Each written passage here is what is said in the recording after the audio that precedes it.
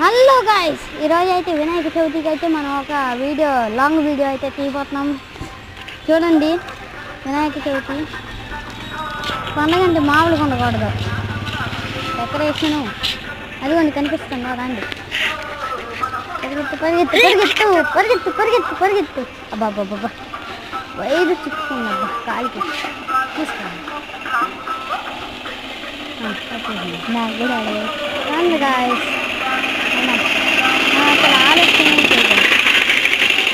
పద పద పద పద పద పదర పదరా పదర పదర పదరా పదర పదర పదరా.